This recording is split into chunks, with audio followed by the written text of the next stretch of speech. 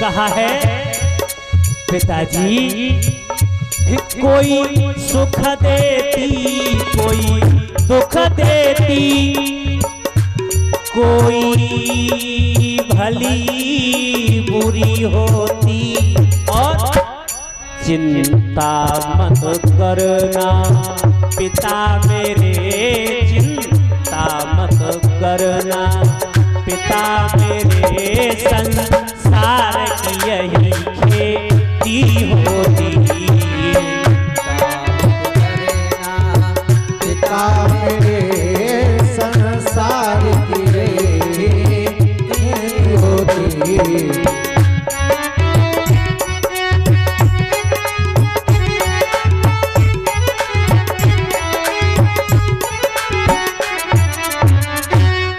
कहा है गोकर्ण जी ने कि पिताजी आप क्यों शोक करते हो, अरे आप क्यों रोते हो,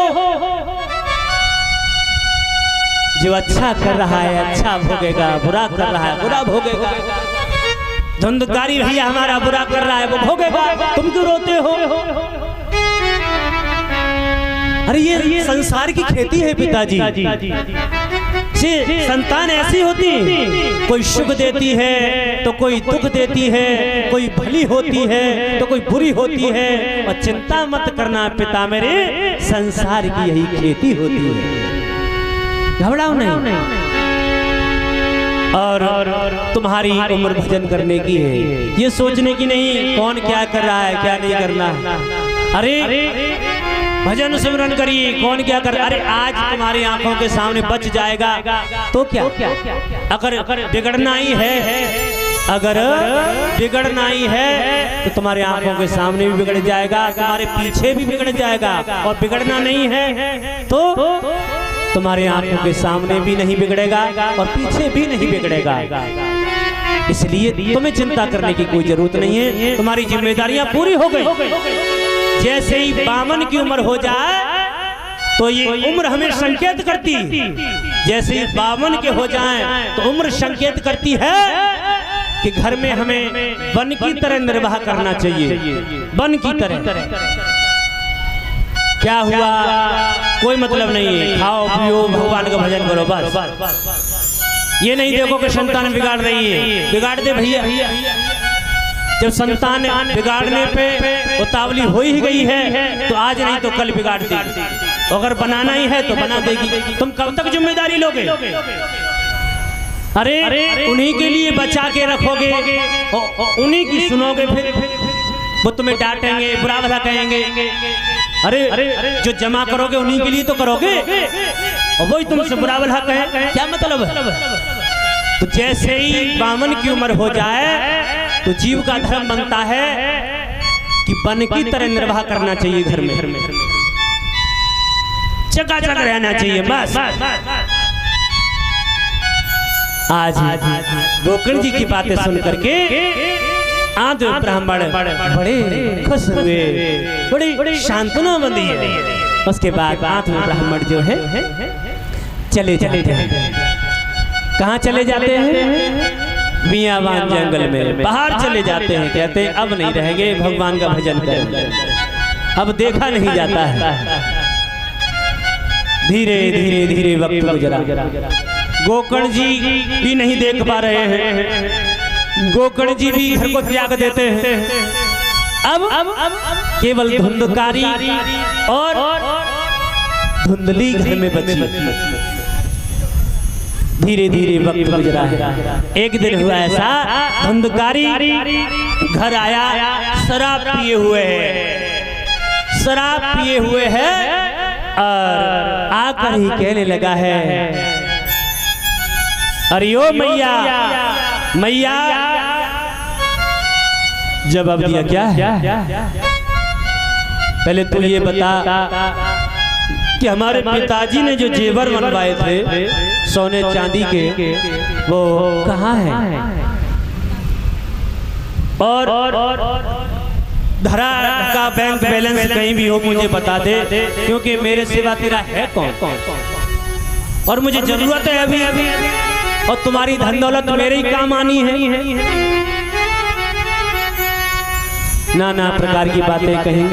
धुंधली कहने लगी, तूने मेरे पास छोड़ा ही क्या है? तूने मेरे पास छोड़ा ही क्या है? यहाँ तक कि तूने खाना बनाती थी जिस परात से आटा मार करके, वो परात भी तूने बेच दी। मक्के बाजरा गेहूं की बोरियां लगी रहती थी, वो भी तूने बेच दी। इत्यादि जो धन था तूने बेच दिया। बचा क्या है जो मैं तुझे दे दूं? दांती को पीस के कहने लगा है धंधकारी कि सुबह होते ही मुझे धन चाहिए और धन नहीं मिला तो मैं तुझे अपने हाथों से मार दूंगा। ऐसा कह करके धुंधकारी पैर पटकता हुआ आगे बढ़ जाता है। और इधर धुंधली अपने मन में विचार करने लगी, हे करुणा निधान, हे सर्वेश्वर, मैं इस घर की खातिर ये सोचती थी कि ये घर मेरा है, ये धन दौलत जितनी है वो मेरी है। लेकिन आज जिस बच्चे के लिए धन दौलत जोड़ी, जिस बच्चे के लिए ये घर मकान महल सब एकत्रित किया, खून पसीने की कमाई से एक एक ईंट लगाई इसमें, और वो लड़का, वो पुत्र, वो संतान मुझे मारने को कह रही है।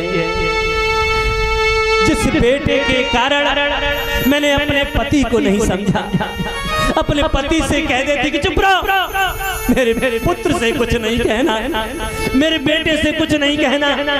अरे मैंने अपनी कोख से जन्म नहीं दिया तो क्या हुआ?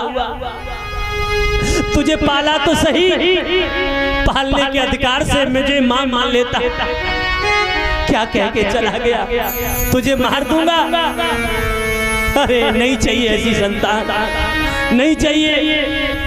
इस संतान की खातिर मैंने अपने पति को नहीं समझा। एक मेरा बेटा था, वो मुझे कितना मान देता था, कितना सम्मान देता था, उसे भी मैं नहीं समझी। सोचती थी ये तो पराया है, ये पराया है। और जिस बेटे को अपना अपना कह के मर गई, वो बेटा आज कह रहा तुझे अपने हाथों से मार दूंगा, धन दे देना। हे करुणा निधान, हे पृथ्वी माँ, फट जा, मुझे तुझ में समाना है, नहीं जीना है मुझे। अगर ऐसी संतान होती है तो नहीं चाहिए संतान। मेरे भगवत प्रेमियों, आज धुंधली के रोने लगी है और उस दुखिया के पास कोई उसे छुपाने वाला नहीं है, कोई ये कहने वाला नहीं है कि धुंधली चुप हो जा, चुप हो जा। कोई धीर बधाने वाला नहीं है। रात के 12-1 बज रहे, दुखिया रोती रही, रोती रही, कोई सुझाव नहीं सूझा। तो उस दुखिया ने मरने के संकल्प करने के बाद आगे बढ़ने लगी, मरने का संकल्प कर लिया कि नहीं जीना। अरे अपने पुत्र के हाथ से मरूं तो इससे अच्छा है खुद ही मर जाती हूँ। माँ की ममता देखिएगा। यहाँ भी धुंधली सोच रही है कि मेरे पुत्र को कोई कलंकित ना कहे, कोई कलंक ही ना बताए, कोई ये ना कहे कि अपनी माँ को मारने वाला है, इसलिए मैं खुद ही मर जाती हूँ। मेरे भगवत प्रेमियों, माँ की ममता देखिएगा। अंत में भी अपने पुत्र के ऊपर आंच नहीं आने दे रही है। और बारी औलाद, औलाद तो कह के चली गई तुझे मार दूंगा।